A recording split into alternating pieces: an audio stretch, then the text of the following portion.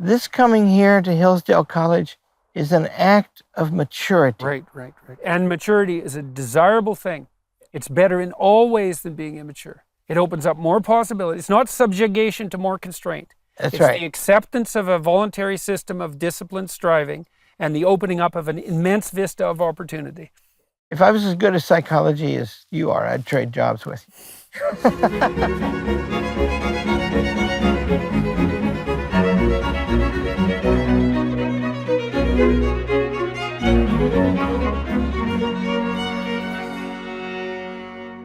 Hello, everyone. I have the great good fortune today, well, first of all, to be sitting outside, which is quite nice, and also to be speaking to Dr. Larry Arnn, who is president of Hillsdale College. Hillsdale College is a liberal arts institution in Hillsdale, Michigan, and it's quite a remarkable place. I was asked to deliver a commencement address there earlier this year and went up for the day. I knew about Hillsdale a little bit, but hadn't visited there. It's a remarkable island of educational sanity in the midst of a sea of educational chaos. And I'm going to be talking today to Dr. Arnn, who's been president of this august institution for a number of decades, about Hillsdale College in general, about its history, about his tenure there and his activities and occupation and enterprise, and about the state, the dismal state, let's say, of the higher education enterprise in general in the United States and in the West more broadly. So I hope you enjoy the conversation. Welcome, Dr. Arnn. Thank you very much for coming to see me, and also for the commencement invitation and for agreeing to do this podcast. I'm really looking forward to it. Well, you're a tremendous host and a tremendous man. It's a great pleasure for me to be with you today. Yeah, it's been fun. We had, we were out in the boat for the sunsets, and we had some fireworks at night, and it's quiet and peaceful here and away from the fray, let's say, so that's been lovely. And Dr. Arnn and I have been talking a lot about plans for educational revival in some sense in the future, and so there'll be lots of things coming down the pipelines on that front. But to begin with, I think we'll start by talking about Hillsdale and about its singular vision and its founding. And so why don't we start? Tell me about how Hillsdale, tell everybody about how Hillsdale got its beginning, and let's walk through the history of the institution. History starts in 1844. It was on the frontier in Michigan. That was as far as the country went back then. A bunch of New England preachers who were classically educated. They read Latin and Greek, which means that they knew the books that were written before Jesus, and they were very loyal to Jesus. And they brought the tradition of a liberal education with them out to the frontier. And they founded a college. And they met in the town hall. One particular one of them, a man named Ransom Dunn, rode a horse into town. And there were two hotels, thriving metropolis. And he said, I would like to talk to the leading citizens who care about education. And a bunch of them gathered, and they used City Hall. It wasn't a government thing. The college had never had any money from the government. But City Hall back then was conceived a place where the city could use it, the citizens could use it. And they made a deal, and they started the college. The city pledged $10,000 if the college would raise $10,000.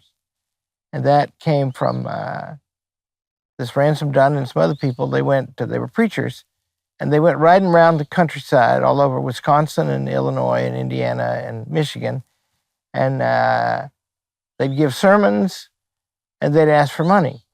And the money came $2 and $5 at a time. We still have the list. And what did they want to do? Well, they were very clear about that. The college has a very beautiful founding document. It's the discovery of that made me think I could find a calling in managing the college. And it commits the college to four things. They are learning, freedom, faith, and character. And those are all drawn out of the great tradition of the liberal arts that goes back to medieval times, indeed back to Plato's Academy before that. And so you need to be free in order to, what does the liberal arts mean? It means the study of the ultimate things, the things that are good to know just because they're good to know. And then you need to be able to, you need to have your freedom to do that. The college has always been interested in the Constitution, and you need to have a strong character. You need to not be overcome by vice, but pursue virtue. And what else did I leave? And you need to, and God is a big figure. So those are the points. And then, this is in 1844, and 16 years later, the world fell apart. The Civil War began in 1861. And it's curious about that because we didn't have any military training at the college, but effectively all of the young men joined the Union Army. And there were more than 40 of them at the Battle of Gettysburg in the Peach Orchard on the second day, helped to turn the tide. All in all, about 500 of our students went, more than any place except Yale, which is older and larger than we were then. And the faculty had been very involved. So why do you think these preachers that started Hillsdale, Christians, were also interested in the benefits of a liberal arts education? Why didn't they just agitate to start a seminary? That's, great political philosopher writes, religion is not, can't be simply open to philosophy, but the most open is the Christian religion. He talks about this man, his name is Harry Jaffa, a teacher of mine, his teacher, Leo Strauss. He talks about the fact that Moses Maimonides, a Jew, and Al-Farabi, a Muslim, and Thomas Aquinas are rough contemporaries. And Thomas Aquinas could write most openly about God, about the truth as known by reason.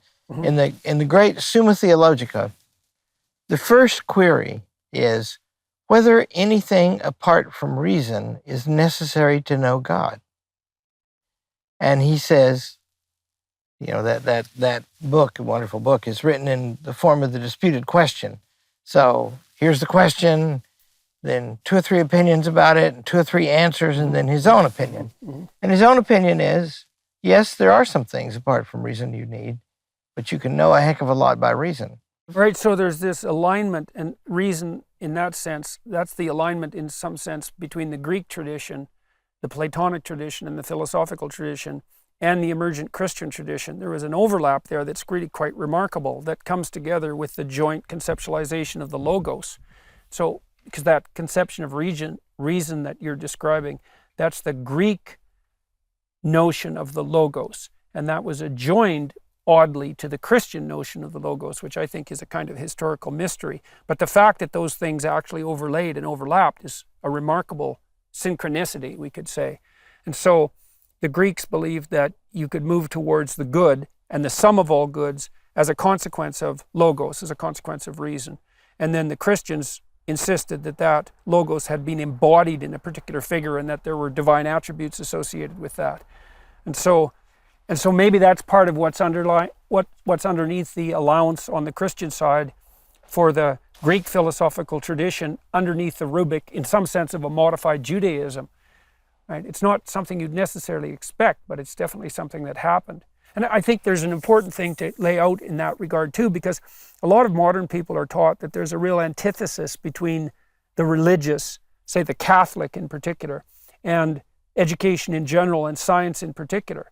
But as I've looked into that more deeply, I've become convinced that exactly the opposite is the case, and that the university tradition, certainly which grew out of the monastic tradition just as clearly as can be, but also the scientific tradition, are deeply embedded inside the religious substrate rather than operating in a manner that's antithetical. And I think the fact that the preachers knew that even in they knew that in the mid-1800s, and that drove them to decide that a liberal arts education, studying people like Plato and Aristotle, for example, was actually commensurate with a broader, let's say, ethical and Christian goal. It's not obvious why that would be the case, to pull in these pagans. So, first of all, a prerequisite for entry to Hillsdale College in 1844 was you had to read both Greek and Latin. And so they started prep school for people who couldn't do that, and you learn those, and then you could come. But the way they looked at the world, and I think it's a wonderful way to look at the world myself, is that this account of logos, which you bring up, that's the Greek word both for reason and for speech. And that means that whatever you can think, you can say, and whatever you can say, you can think. And that means that this conversation is a kind of sharing that no other creature is capable of. And it's a transformative process as well, a redemptive and transformative process. And that's right. And connected. Aristotle writes that we're more gregarious, that comes from the Greek word for flock, than horses or bees. Right? And that means, and so it's this nature of man, but then logos is not, when we talk, we can see, how to get from A to B. We can also think about whether to go from A to B. And that brings in the divine, because that would be in both Greek philosophy and in the Christian faith and the Jewish faith, and I think the Islamic faith. That would be the ultimate destination, right, God. Right. That's like a definition, right? If you think about this as a mapping problem, and that part of what we're doing while dialoguing, exchanging logos, is to map out the terrain that includes the destination and the details of the journey, all of that. And then the ultimate destination is a destination that would be guided by the highest good. By definition, right? Because your destination is a good. You wouldn't be going there if you didn't think it was better, unless you're aiming down. And so the ultimate destination, in some sense, is the transcendent destination.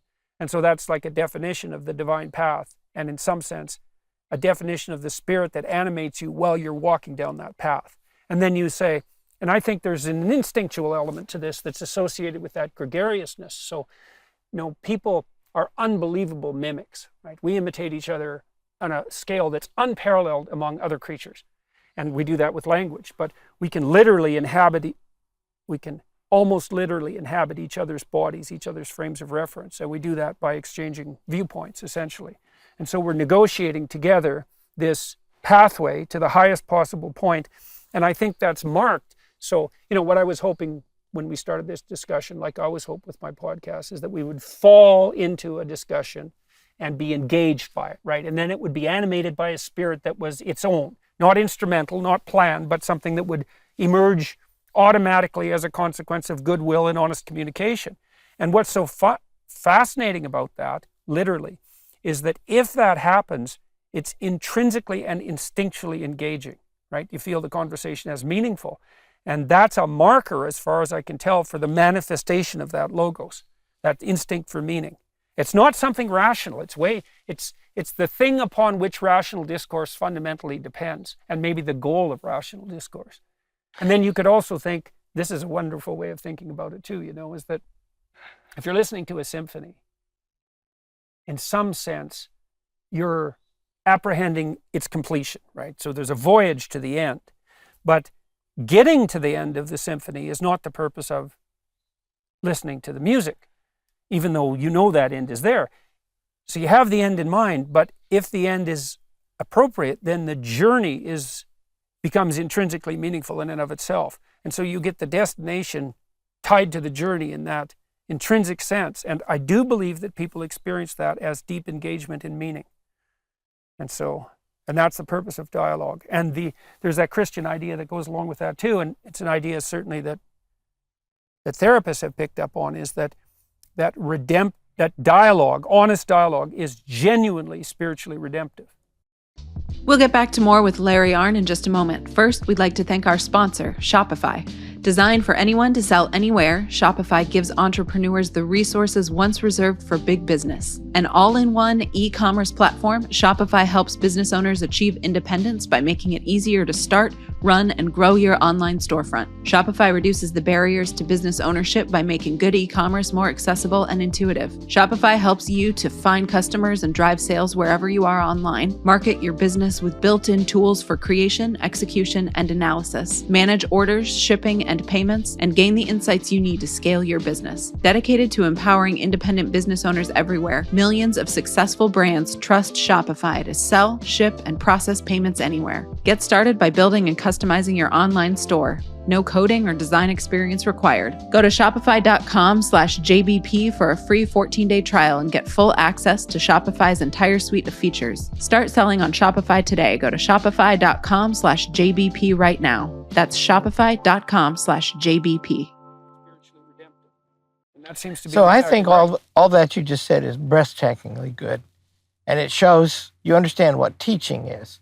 Today, we think of teaching as doing something to somebody, right? It's not. It's doing something with somebody. Plato writes a letter. He wrote 13 letters, but one of them apparently is his, the 7th. And he says, how would you capture the teaching of Socrates? It's just in these conversations. Right. And so he invented the dialogue for that purpose. And then his student, Aristotle, invented the dialectical treatise, where they introduce a thing and you talk about it a while and you have to go back over and something else comes up. So it's like a conversation. And the point is, we learn together. Talking and thinking are the same thing. Yeah, that's why free speech is. So you think, well, why think? Well, so that you think before you act. Why think before you act? So you don't fall into a pit. How do you think? You think dialogically, even if you're thinking only internally. What that means is you've trained yourself to be more than one person at the same time. Very difficult thing to manage. Most of the time, we think through dialogue. And it's so interesting to me, too, that these long-form podcasts have become a cultural phenomenon, right? Because in some sense, people like Rogan in particular pioneered this, these long-form dialogues. In some real sense, that is a return to that Platonic tradition of dialectical learning. And part of the reason that people like these podcasts as well isn't necessarily because of the content, although that's relevant, but this is also relevant to the teaching enterprise. It's because they love to see the process of dialogue modeled. And so a lot of the comments on the YouTube channels, like I had a conversation with my father and I put it up on my channel. I interviewed him about his life, and I wanted to do that personally. I had my reasons, but it turned out to be a very popular podcast, much more than I had expected it to be. And I don't think it was because the content per se was like universally fascinating. You know, it was the details of my father's life in a particular time and place in northern Saskatchewan when he was growing up, really on the frontier. But people really like to see the genuine intergenerational dialogue modeled. And we have no idea how important an element of education that is, right? Is that because as a professor, partly what you're doing is inculcating knowledge, which is doing something to someone, let's say. But a huge part of it is modeling the process by which knowledge itself is generated and expanded. So one can understand Aristotle by reading the first lines. The first line of the Metaphysics is, the human being stretches himself out to know. We want to know. And so your father, anybody talking with his father, is a demonstration how one generation affects the next.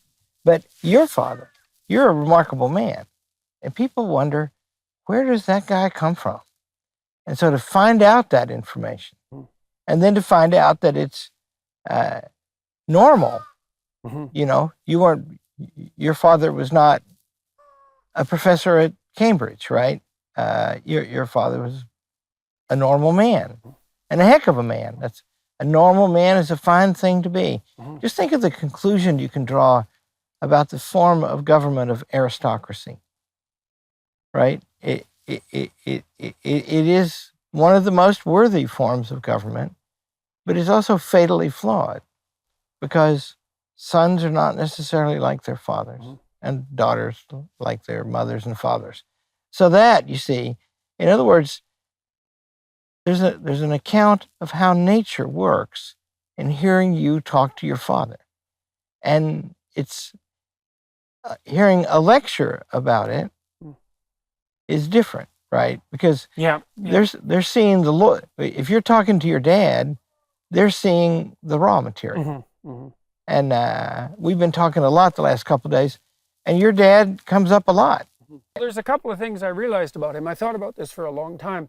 So my father has a very large collection of single-shot rifles, 300 of them or something, like a lot. And he's been, I would say, compelled and obsessed by collecting them, learning about them, and becoming an expert marksman, because he was, and he is an expert marksman. He was competing at provincial levels. So very good marksman. And when he hunted with single-shot rifles, because the goal was to hit the target with one shot. And it really, I wasn't interested in rifles the same way he was. And he had a craftsman interest in them too, because he made gun stocks, and he was a good carpenter and handyman. Very artistically gifted and very precise in his workings. His grandfather, who raised him, was a blacksmith who could make virtually anything out of nothing. And so, but his preoccupation with guns really was a mystery to me, because I didn't share the same thing temperamentally. You know, I was probably too tender-hearted to be a hunter. But it came to me at one point, after having meditated on this for a long time, that the reason my dad was so interested in rifles was because he wanted to hit the target with a single shot, and he realized that that was the purpose of life. And I knew at that point that the word sin was a derivation. It's also derived through the Jewish equivalent of the word sin. The hamartia, which is the Greek word, means to miss the target. It's an archery term. And the Jewish equivalent of the word for sin has the same kind of derivation. It means to miss the target. And so I thought, oh, I see what my dad was doing. He didn't know this either. He was practicing to aim in the most deadly possible manner. One shot, dead center of the right target. And all of that perfectionism that goes along with mechanical machining, let's say, and the precision that's necessary to make a rifle, it's all associated with that hunting tradition that characterizes human beings so deeply. Like, I mean, our whole physical platform is a throwing platform, and we aim at everything. All our sports are aims at targets. It's really deeply embedded inside of me, of us. And so I realized that about my father. And I told him that. I said, I think I figured out why you're so interested in rifles and shooting. So I outlined that, and he said, yeah, I think that's right. He didn't know that. And then, so that was very interesting, that precision element of him. But also, one of the things that my father gave me as a gift, and I think my mother did this as well, is that he was really 100% behind me, the best in me. I always knew, even when I was a little kid, that he didn't have my back exactly. He was a firm supporter of the best being made manifest in me. And many of my friends didn't have that with their fathers. And of course, people who lack fathers entirely, unless they're very fortunate, often don't have that at all. And so my dad spent a lot of time with me when I was a very little kid, teaching me to read, and hours a day when he came home from work for months on end. And I became an expert reader because of that. And that was an unbelievable gift. And the time he spent, that wasn't just the fact that he taught me how to do it, because he was a school teacher, but that he spent all that time and valued it so intently. It gave me this deep-rooted admiration and love for literacy that was, maybe that's the most fundamental element of my existence, I suppose, is that love. But I know that having that male encouragement firmly on the side of the promotion of your development, that is something that's just of inestimable importance, and something, of course, that should be offered by teachers to their students, male and female alike. If, you hear stories, I guess it happens, that parents want to dominate their kids. Mm-hmm. Fathers might want the kid to be like them, mm-hmm. right? And that's not the natural thing. The natural thing is, you think, one of the contributions I, a parent, can make in my life is for my children to have benefits I didn't have, and to have character better than mine. And that is fundamental to the teaching business. Mm-hmm. I think today in the teaching business, if you, in all of it, right? So I'm a teacher at Hillsdale College. I'm the president, but I'm a teacher too. And we think today, if you read about it, we want them to think something. we want to do something to them to make them the way we want. But that violates the spirit of the dialogue that you brought up earlier, right? In other words, That's conversion therapy. That's what that is. that is what it is. You bet, man. And we are gonna set up a system to work on you. And then what you know and what you are will be a product of our work. And that is the most uncharitable approach to education, and it's dominating these days. Yeah, well, it's not education. It's ideological inculcation. It's propaganda. It kind of reminds me of the Prussian education model. And, a lot of that was the foundation, the philosophical foundation of the American public education system. One of the things that was a mystery to me, I built this program a long while back called self-authoring, and there's an element of that, future authoring, that helps people walk through the process of developing a personal vision. And so, first of all, people are asked to envision what their life could be like 5 years down the road if they had what they needed and wanted in a manner that would be best for them if they were taking care of themselves. Right? So imagine that you're worthwhile. Now you get to have what you need and want, but you have to aim at it. And so you ask yourself, what would that be if I could have it? And so that's the first part of the exercise. And then the next part steps you through 7 major components of your life: your education, your career, your intimate relationship, your family, your physical health, etc. Major subcomponents of your life, asking you to detail out a vision for each of those, and then to make a relatively concretized plan. And then to outline a vision of hell, which is where you might end up if you let your bad habits carry you away. So I used this in my classes, and we did a bunch of research with it as well, showing that it decreased the probability that students would drop out of college by about 50%, which is stunning for a 90-minute. It's stunning. And what's even more stunning is no universities have picked it up. But in any case, one of the things that really struck me as a mystery after that, I started using it in my classes, was, okay, why the hell do we have an education system where kids are taught for 12 years minimum if they graduate from high school, and never once do we sit them down and say, all right, you could be who you want to be in the best of all possible ways, but you have to know what that would be, and then you have to aim at it, even no matter how imperfectly, right? You have to start to flesh out that vision. Why don't we do that? I thought, well, that's such an oversight. How can we have structured an entire education system where we spend 12 years doing everything except the one thing that we should clearly do, which is to help students elucidate a vision for the development of their character, which is what Hillsdale concentrates on.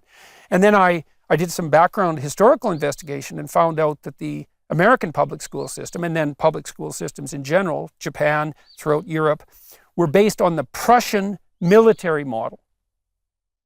And so the American idea was that when the rural types were flooding into the cities in the midst of the high end of the Industrial Revolution, that there was going to be a demand for disciplined workers. And so the Prussian governmental authorities wanted to produce serf-like soldiers who were nothing but obedient. And so the Prussian education model, first state education system, was adopted in the US and then broadly in the West. And the underlying ethos was, we'll produce obedient soldiers, and then workers. Obedient. Same thing, inculcation of an ideological mode of life, right? And so that's what we have for an education system. And then I would say that ethos, to a large degree, spread up into the higher education systems too. And so now we have this situation where, well, the proper thing to do with students is to train them to be activists, social justice warriors, and people who are saving the planet in a particular ideologically riddled manner, without this dialogical exploration that's actually the basis of true education, which is, by the way, why we're talking about Hillsdale today. So yeah, see, I realize now why they won't use the self-authoring program, which we will at Hillsdale College. The point is, if they arrive and you think the purpose is to do something to them, then you're not as interested in what they want to do. And yet, I think it's, the only rule that works in a college, in my opinion, is be good. there are a few details too, but, is that a good thing to do? Don't do it if it's not, And so you want to teach them to be good human beings, excellent human beings, but most of the work is in them. I told you a story. When I came to Hillsdale College, about 25% of the freshmen left at the end of the freshman year. And that means that at least 1 in 4 are dissatisfied. And that changes everything. Now, 25% is a very good number. Yeah, because it's more like 50 or 60%. That's right. But especially among young men. But it's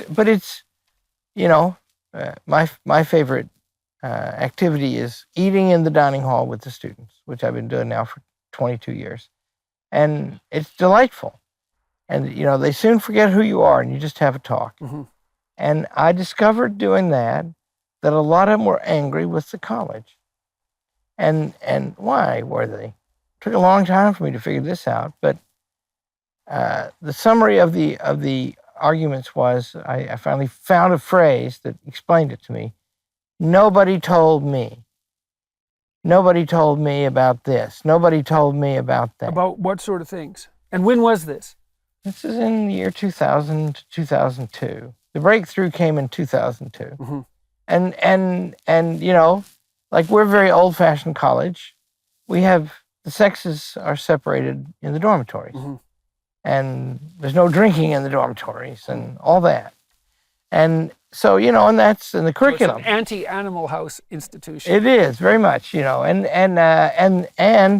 the curriculum is one half of the curriculum is the same for every student. Because we argue, there are great things to know, and you have to be introduced to them, all of them. And you figure out your major, sure, but you won't be able to practice your major if you go into a particular line of work unless you know something about the world as it's. So anyway, so that's all very strict, and it was stricter now, but it was strict when I came there somewhat. Well, I finally got to the bottom of it. They have to agree. You can't be doing things to people unless they agree that you may do them. Right. Policy that involves compulsion is by definition bad policy. It is, isn't it, though? And you have to spend all the time enforcing it. You produce resistances. And so your students were telling you, 25% of them, that they didn't feel that they had entered into this agreement on a sufficiently informed and voluntary basis. That's right. And I was missing that. I thought they had a disagreement with me about whether they ought to be having sex before they get married. And they may have that disagreement, but that wasn't the operative one. The operative one was, nobody told me. And so when I saw that, it was a revelation in a dinner with a bunch of frat boys who I saw what the rub was. And the next morning we wrote the honor code. And now we don't lose 1% of our students from. Yeah, so we need to say that again. So your dropout rate is what? After the freshman year, 1%. 1% compared to 60%. Well, compared to 40%. No, compared to, what was it? 40%. Right. And what's the average for institutions? It's more than no, that. I messed up my numbers. That's okay. Ours was 20%. Yeah. And the run in colleges generally is around 40%, 40 to 45. And so, 20% is huge, by the way. It means every time you sit down at a table, there's a couple of people who are unhappy. Right. And you don't want that. Because college means partnership. It's so strange, that you have this strict and traditionalist college, but aligned with that is an ethos of self-determination and self-development. And so it's a very paradoxical juxtaposition of order and opportunity. And an interesting one, because this is, I think, part of the downfall of an excessive Protestantism in some sense, is that, and it's also a downfall of small L liberal philosophy, is that we tend to think of all external constraints as inhibitions on self-actualization, right? It's just limits, it's just arbitrary walls that you're running into to stop the flowering of the wonder that is you. But it's a very perverse way of conceptualizing opportunity, because it does turn out that under many circumstances, if you accept a strict regimen of a priori rules, like in a chess game, that what that does is open up a wealth of opportunities to you that you wouldn't have otherwise had. So there's this weird relationship between strict rules and freedom. And one of the things that I loved, and is why we're having this conversation too, is when I went to Hillsdale, I've been to lots of university campuses in my life and many in the more recent years, and they're generally, there's a sense of resentment, entitled resentment that permeates the establishment. You see that in the faculty, the administrators, and most of all in the students. And it's very unsettling and uncomfortable. And I really felt the absence of that at Hillsdale. Talking to all the students, talking to the faculty, talking to the administrators. There was a harmony there, like a musical harmony. And I know your campus is also, one third of the students are involved in the music program in some 40%. manner. Right, 40? Yeah, it's amazing. And there was music everywhere in the campus, which I thought was just wonderful. And so, it's also so interesting to hear you talk about this old-fashioned approach with sex-segregated dormitories and so forth, and these 1950s rules, or before that, let's say, and that students actually find that acceptable if they're brought on voluntarily. So let's talk about that honor code more. So why did you decide that the solution to the problem of their discomfort wasn't alteration of the rules? It was more clear explication of the a priori rules. Why did you go that route? And why do you think what was the route and why did it work? What I thought before I had this revelation, just quickly, how did I have it? A national class long jumper, a very beautiful young man, a frat boy, began senior dinner. They come over to our house and we have dinner with them, and this was a senior dinner. And he began by forgiving me for the rules. And, and I was cranky that night. And I said, "Why'd you come here?" And he loved it, he said. And I said, what do you love about it? You want us to be the same as the University of Michigan? You should. And then I said, the golden thing, I said, "Could you read when you came here?" And he said, "Yes." And I said, "Did you? Because if you'd read, you'd know. Mm-hmm. And how can you be complaining about it 4 years later?" Mm-hmm. And I just noticed I had the moral high ground. Mm-hmm. And in the end, it wasn't really the particular rules. If you had the most libertine rules in the world, there'd be plenty of people who'd object to that, right? Mm-hmm. Right. It's that their will had been consulted. Mm-hmm.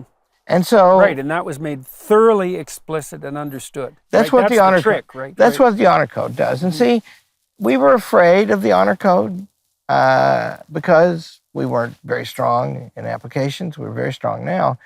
And afraid we wouldn't get enough. And what if they don't come? And, yeah, that's the same sort of fear that's, I would say, paralyzed and castrated, let's say, the Catholic Church and its liberalization. It's, well, we're making it too difficult for people. We just have to make it easier. And we make it easy enough, then everyone will come. I read Kierkegaard, and Kierkegaard has a famous passage where he describes just how useless an idler he really is and how it's impossible for him to be a benefactor of the industrial age and to make everything that's already been made easy even easier for people.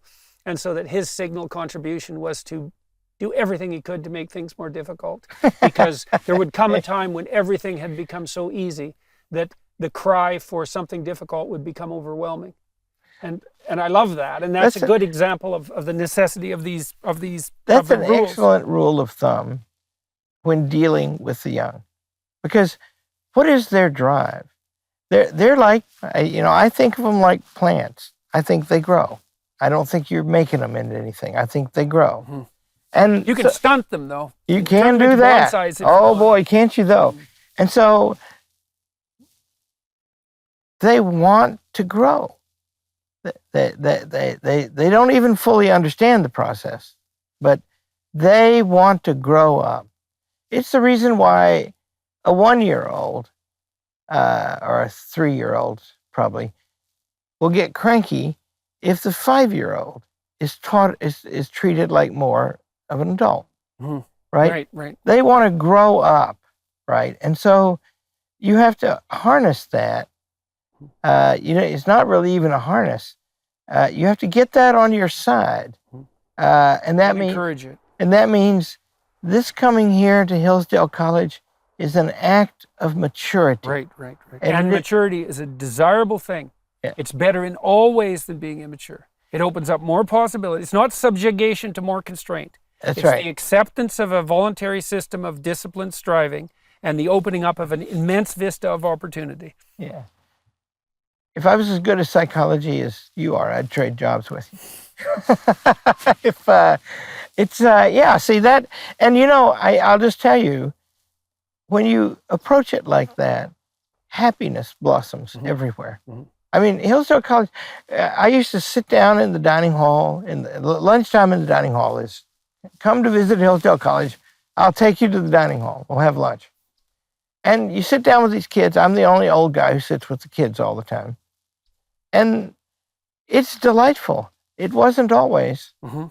They had complaints, and I would leave the table thinking, we're subsidizing the daylights out of these kids, and they're not happy.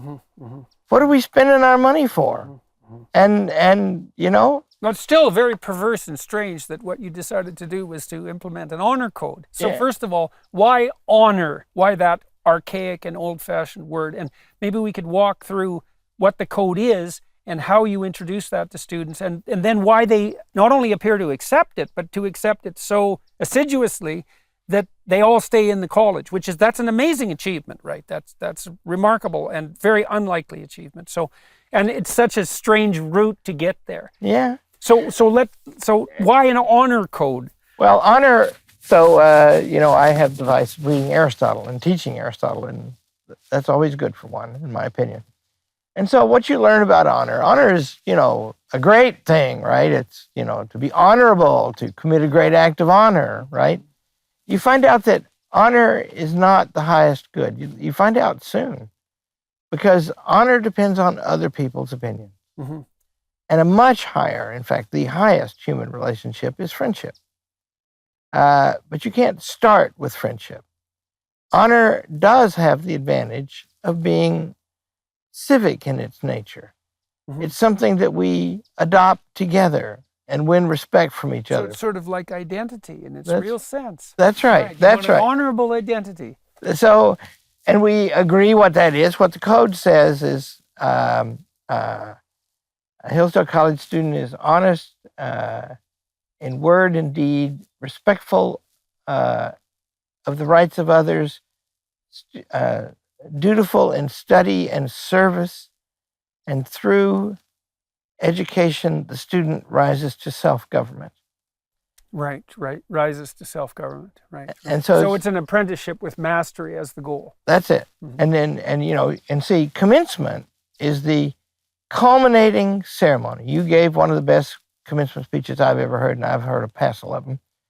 And that is the annual signification that the college has done its work. And when I say the college, the word means partnership. It means everybody in the room. And, there were close to 6,000 people at commencement when you spoke. And who were those people? They were the people who had made it happen. They were the students and the faculty. They were the parents. They were the friends of the college. And they're all there in an official capacity. We have come together to do this thing.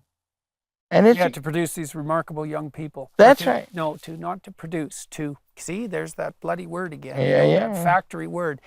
To encourage the development of these remarkable young people. To have had the privilege of encouraging the development of these young people. That's it. Right. Yeah. If you just think, so I know a lot about Winston Churchill, because if you know about him, I argue you will come to love him. And I did. And people always say to me, what explains Winston Churchill? Well, the only possible answer to that is God and Winston Churchill. Winston Churchill was relatively well-born. Winston Churchill was very smart, had a tremendous memory. But, there's millions of people who have those qualities. And every one of them is different from him, and every one of them is different from each other. And that means, you are to some extent the maker of yourself. That's a beautiful doctrine in Aristotle. And so in education, the first thing, you just need to know two things when you admit them. You need to know that they want to, and you need to know that they can. Willing and able. After that, they're going to do the work, and you're going to help them. They have to agree on what the work is. Because remember, it's... Yeah, so how do you make the honor code not just a pro forma document that's empty words? Like, what is it? Because there must be specific things you do with the honor code that bring it to life. Yeah, well, we govern by it. Okay, so it is actually the ethos of the institution. So that's right. There's a congruence there. But you talk to the students when they first come to the college. Yeah. And I understand that that's part of the transmission of the honor code. Yeah, they get it after they're admitted. First of all, if you look at admissions materials from Hillsdale College, the honor code is featured in them. And that means that we're giving you the information from the first step that this place is like this. And if you want it, you'll have a hard time finding an alternative. And if you don't want it, the world is your oyster, because they're different, or most of them are different.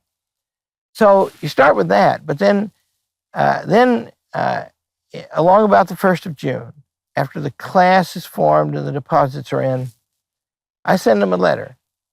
It's a 1.5-page letter, and it says, here's the honor code. It's a serious commitment. You should read it carefully. If you think that you might not be willing to sign it, you should tell us now. We'll help you find some place to go to college. It tells them that on the Monday after you arrive on Sunday for freshman convocation, we will have a talk, me and the senior class, about this document, and then you will sign it all together. Or go home. And I have signed it. See, and so we've all made oaths to be committed to Hillsdale College. Now, one of the things that happens when you do it like that is that enforcement becomes much less important. Right. Well, that's also the sign of good policy, right? Yeah. I mean, Piaget, the developmental psychologist, he was very interested in laying out the rational grounds for the emergence of a moral system. And so one of his propositions, which I love, is that a goal-oriented system established on consensual grounds will outcompete a goal-oriented system, same goal, on grounds of compulsion, not least because the system that requires compulsion will waste time and resources in the enforcement. So it's a priori less efficient. And then you can add to that the fact that most positive human emotion, and so that's the emotion that literally makes you enthusiastic, which is to be filled with the Spirit of God, because that's what enthusiasm means, right? Is that you experience the positive emotion that propels you forward in relationship to a goal. And the goal has to be established voluntarily, or the positive emotion systems won't kick in. So if you use compulsion, not only do you waste time and resources on enforcement, but you don't harness the most fundamental motivational systems. And those are so fundamental, by the way, that the drugs that people abuse, cocaine, perhaps foremost among them in terms of its instantaneously attractive and addictive qualities, cocaine directly activates that positive emotion system, which is why people love it. And so, because it's an analog of purposeful, goal-directed activity. And if you establish a high goal, the higher the goal, the more rewarding in the technical sense every step towards that goal is. But that has to all be done voluntarily, because otherwise it's an imposition and entirely different psychophysiological systems come into play. We'll have more with Larry Arnn in just a minute, but first I want to tell you about Helix Sleep. Getting a good night's sleep is one of the most important things you can do for your health. That's why Helix Sleep provides tailored mattresses based on your unique sleep preferences. Now me, I'm a side sleeper. Helix has side sleeper models with memory foam layers for optimal pressure relief. Let's say you're a stomach or back sleeper. Helix has models for you too, with a more responsive foam to cradle and support your body. And you've got to love the enhanced cooling features to keep you from overheating at night. Every Helix mattress has a hybrid design, combining individually wrapped steel coils in the base with premium foam layers on top for the perfect combination of comfort and support. Get started with the Helix Sleep Quiz and find your perfect mattress in under 2 minutes. Plus, right now, Helix Sleep is offering up to $200 off all mattress orders and 2 free pillows at helixsleep.com/Jordan. That's helixsleep.com/Jordan for $200 off all mattress orders and 2 free pillows. Helix mattress ships straight to your door free of charge. Try it for 100 nights risk-free. What do you got to lose? Go to helixsleep.com/Jordan now. So here's Winston Churchill. It is at once the safeguard and the glory of mankind that it is easy to lead and hard to drive. Mm-hmm. And that's when I was hired for this job, there was an MBA, fine man, on the committee, and you can spot him a mile away. They ask MBA questions. Mm-hmm. And so if you have to drive, you're not leading. That's you're right. a tyrant. Yeah, and they Churchill believed, by the way, that particular thing. He says that in the context of how the implausible thing could happen that Britain could defeat Adolf Hitler, Mm-hmm. Mm-hmm. and that's why. Mm-hmm. And they right. people hate that, and so if you want, and if I've become experienced and stubborn now. I don't like to be in a relationship where I'm telling anybody what to do if they don't want to do it. Yeah. Well, I really learned this as a psychotherapist, and this is partly why I've been so upset with these anti-conversion laws lately. It's like, in a therapeutic conversation, which is any genuine conversation, by the way, any genuine dialogue, you need humility. And the humility is something like, this person that I'm talking to is actually different than me. They're different in their presuppositions, they're different in their knowledge, and they're different in their destiny. And they're importantly and vitally different in that, because I think that each person plays a signal role in manifesting or failing to manifest part of the reality that moves us towards paradise, let's say, in some fundamental sense. Everyone has a signal role to play in that. That's part of the destiny of their soul. And you are not to interfere with that because you don't know. And so in a therapeutic conversation about identity, so now, for example, therapists are required to affirm the identity of their clients, the gender identity, but more broadly, to affirm it.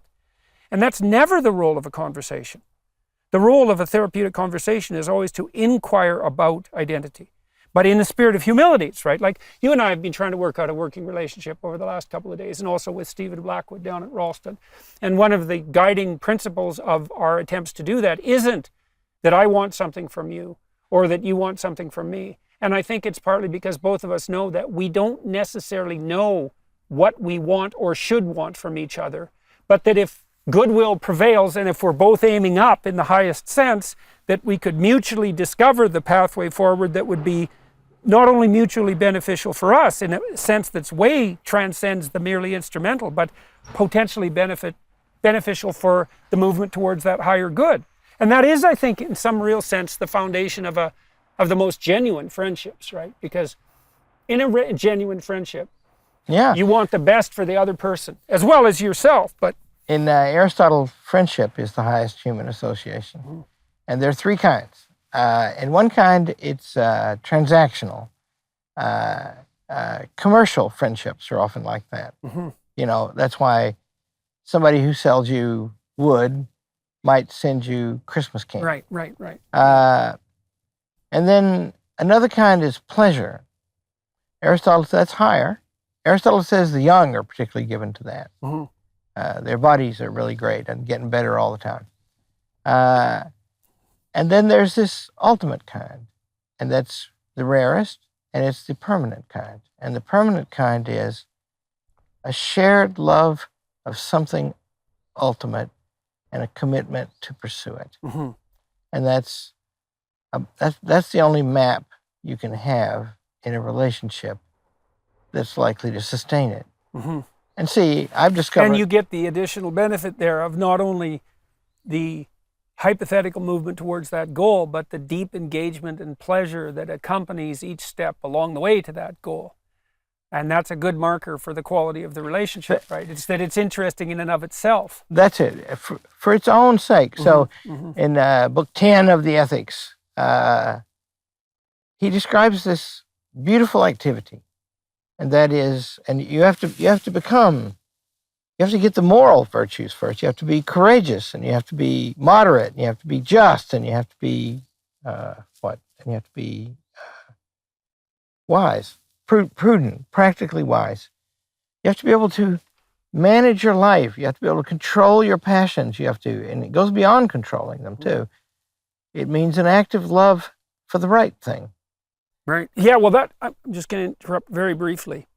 That's a distinction between a Freudian view of emotion regulation and a Piagetian view. Because the Freudians, this is one of Freud's signal errors, and it makes him a Protestant of sorts, I would say, and a liberal of sorts, is that the regulation of aggression and sexuality is held to be a consequence in some sense of compulsion. That's the superego. So that's like the internal tyrant saying no to aggression and no to sexuality. But the Piagetian view, which is much more subtle and appropriate, is that those impulses are not inhibited. They are integrated into a higher mode of being. And so Jung carried on this idea with his idea of the integration of the shadow. And so for Freud, in some sense, aggression was inhibited by the superego, right? You need to be aggressive, you want to be aggressive, but the society imposes a limit on you that's essentially a form of compulsion. But for Jung, for example, with the idea of the integration of both the shadow and the anima or the animus, which would be the contrasexual tendency, it's a matter of bringing the devil in some sense to play. It's like, well, you need that aggression. You absolutely 100% need it. One of the things that struck me about you when we first met, which I really liked, was that you were someone who was capable of saying no. And I know what no means because I thought about it a lot, partly because I was interested in childhood development. No means, if you keep doing that around me, something you do not like will absolutely 100% certainly happen to you. And you have to be willing to enforce that, or you can't say no. If you can say no, you almost never have to enforce it. But you can't say no also without the integration of that shadow. And so it isn't that aggression is inhibited, it's that it's integrated into a higher order game. This is really relevant for aggressive young men because they're competitive. You say, well, we have to socialize them to be more like little girls, which is like the idiot plan of a multitude of psychologists and social workers. It's like, no, you don't. You have to integrate that competitive impulse towards a much higher end. And then that capacity for aggression starts to become unstoppability and implacability and the ability to be stalwart and noble and to abide by a code of honor, let's say. So a much more optimistic way of viewing. Yeah. Well, and see, that energy, I'm heavily under the influence of the Greeks and the Christians and the Americans, because the founders of America were really great too. If the point is, your motive, action, everything that has a soul. You said you said some form of the word animation or animal about Freud. That just means it moves itself. Anything that's an animal moves itself, and that's the Latin word for soul. Anima.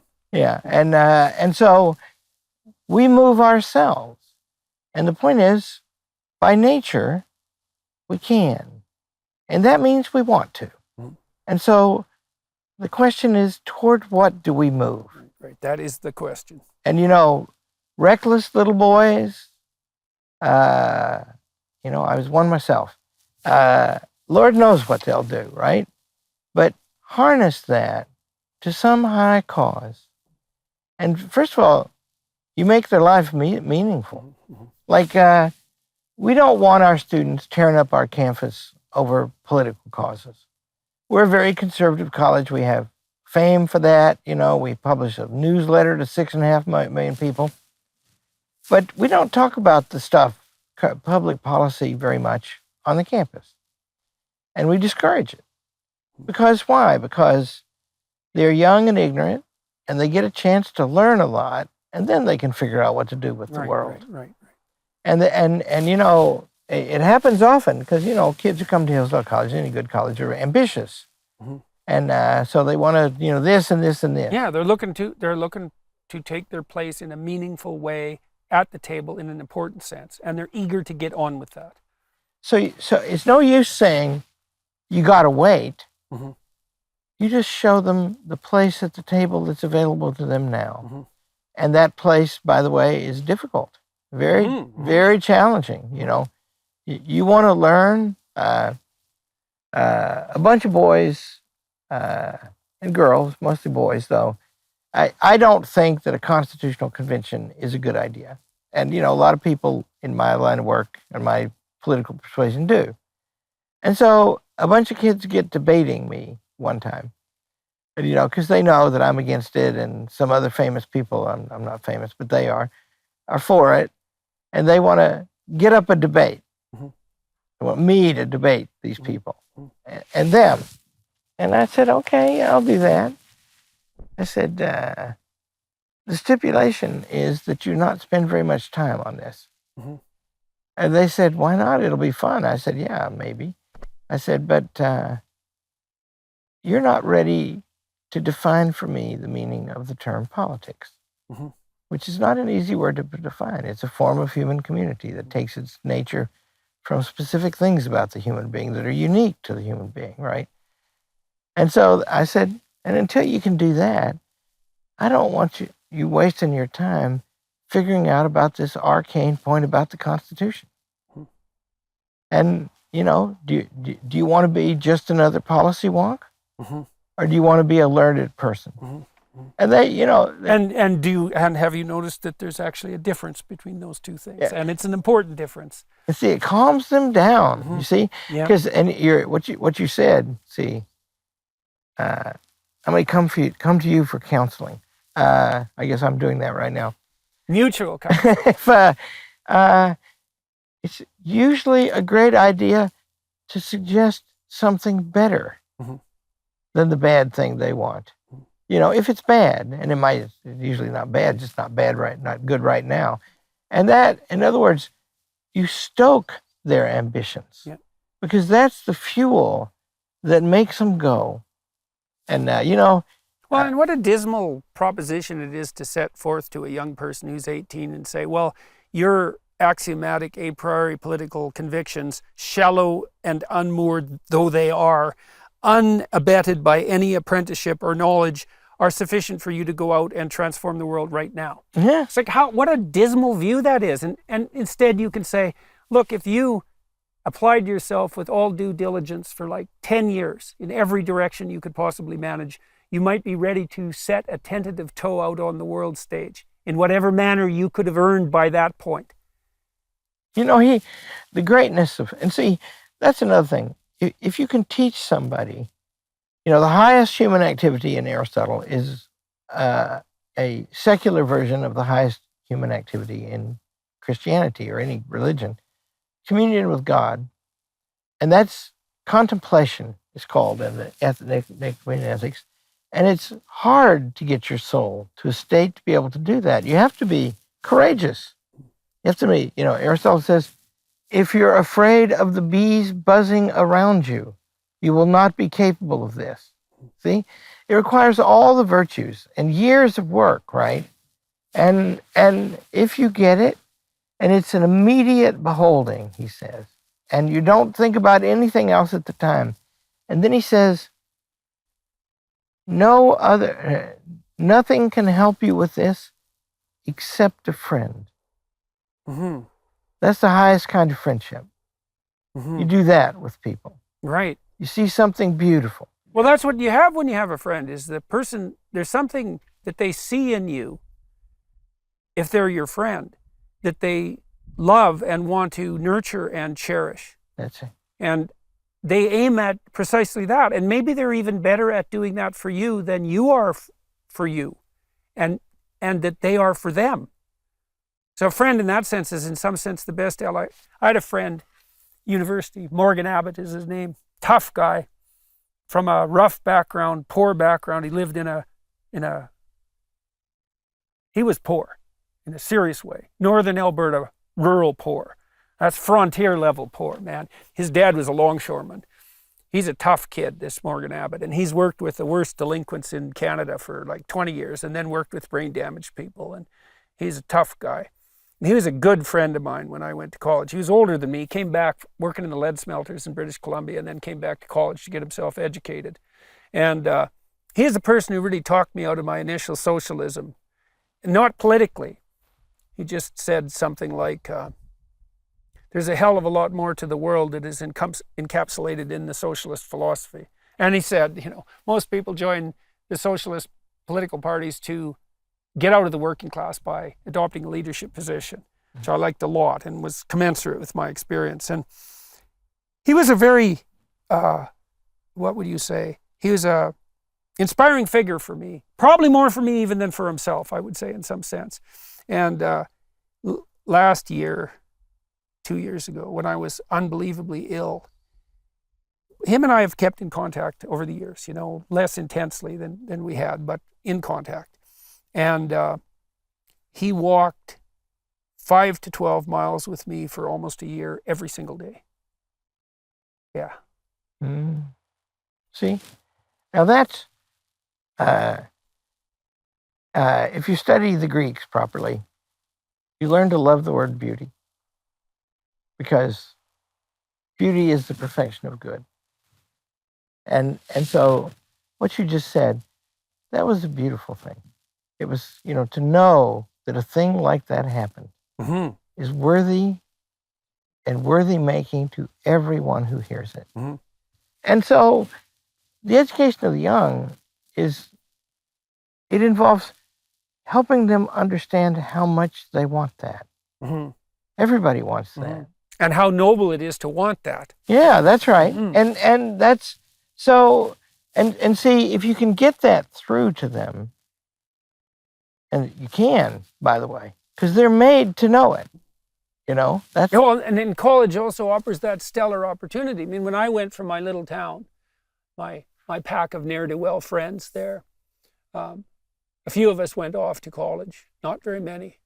Then I had this opportunity to shed who I was and to find a new peer group and to become someone else in a radical way, and to do that to some degree voluntarily, right? To pick a new set of people that I wanted to associate with, to pick a new peer group, some of whom were the great thinkers of the past, right? Because that's one thing college offers you the opportunity to do, is to pick a peer group in some sense that's the great figures of the past. It's a daunting endeavor, but that's what's there before you.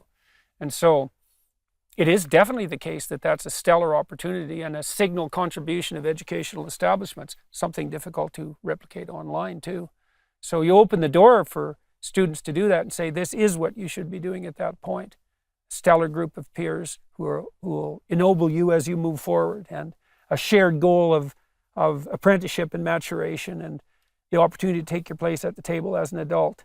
A great adventure, all of that. Yeah, and you know, you don't want to take the magic out of it. It's not working on them. It's mostly them working, and you work with them, and it's so fun when you get it right. You know, and you know, we have, because we're trying, in my opinion, these days, and this is mostly because of changes in philosophy that go back 400 years. We're trying to re-engineer the society all the time. And that means you have to re-engineer the people in it. And that means school becomes, that's its purpose. You're going to come here and we're going to do things to you, right? Why is that an attractive proposition? It's attractive if you want to be a slave. That's it. And so the truth is, like the best teachers, I know a kindergarten teacher who does this, and I know many at the college where I work who do this. In the first 10 minutes of class, there's tingling anticipation.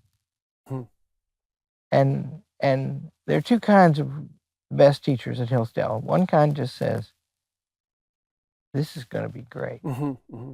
The other kind says, this is going to be great, and this is going to be hard. Mm-hmm. I'm afraid I'm in the second camp, and I'm not claiming I'm the best, but I'm pretty good. And mostly because I know that. I know this is a beautiful thing, and we are going to learn it. Mm-hmm. And it's and we'll be different after we know it for all time. Mm-hmm. There's a great antidote to cynicism in that too, because part of the culture war that's going on right now is the consequence of an insistence that the fundamental motivation of people who are in positions of authority like you is one of power and domination. So imagine that there's almost nothing positive in abject and dependent subordination. That's a pretty bad outcome. And so then you might say that the ability to use compulsion and to attain domination is a higher moral good than abject subjugation and dependence. Now, I'm not saying it is, but I think you could make that case. And then you could also make the case, and the postmodern Marxist types do this, that that's really the fundamental motivation of mankind in every relationship, marital relationships, historical relationships, business relationships. It's like the willingness and ability to use compulsion to manifest power. And I think, well, that's probably better than dependency, but compared to the pleasure of, let's say, genuine friendship or mentorship, it's not even in the same conceptual universe. And so one of the things that the cynics about business organizations, for example, don't understand by emphasizing the role of power is how much pleasure there is, and this is a paternal pleasure, I think, a patriarchal pleasure in the most fundamental sense, in having the opportunity to find someone who's rife with potential and to offer them a multitude of beneficial pathways forward, to be able to participate in that. My graduate supervisor, Robert Peel, great guy, still alive. I'm going to talk to him on the podcast soon. He was a great mentor. He had his wheelhouse of authority and knowledge, encyclopedic knowledge of the relevant psychological literature, great administrator and great manager of people. And he took immense pleasure in forming a stable of graduate students and undergraduates and facilitating their development forward. And that was the primary motivating purpose of his life. And he was interested in being an author on the papers and getting credit for his role, all of that. But fundamentally, he was a man who got obstacles the hell out of the way and enabled movement forward for those who wanted to move forward. And then there was immense intrinsic pleasure in that. I mean, that was really the hallmark of his life. I went to his Festschrift when he retired with my former colleagues. And it was a lovely affair. There was 100 people there about, and every single one of them got up and said, here's the signal manner in which this man transformed my life. That beats the hell out of power. Isn't it though? And it's not only not power, it is the literal antithesis of power. And not this corrupt collapsing into an ineffectual dependency that you might attain by abdicating all your pretensions to power. I have, I'll bet when you have that Festschrift dinner for yourself, you'll have 1,000 there. I have some protesters. Yeah, you'll have, well, we both get that, right? I have about 30 students who become powerful people, boys and girls, big in the government, and they are still my students. And when I see them, I don't talk about their power. I talk about their character, and these are people who can go. And I have equally talented students who are not at all powerful, and I have the same relationship with them. And that because you get, I teach one class a term, and I have about 30 students in it, which is big for Hillsdale standards, but I'm the president and I don't teach much, so I let more in. And then that means that every year, 60 I get to know in detail, except then we have senior dinner and all that, and there's 1,650 on the campus. That means most of them I don't know them very well. But in another way, I know them all. And the ones I get to know well, I remember. And that means, you see, it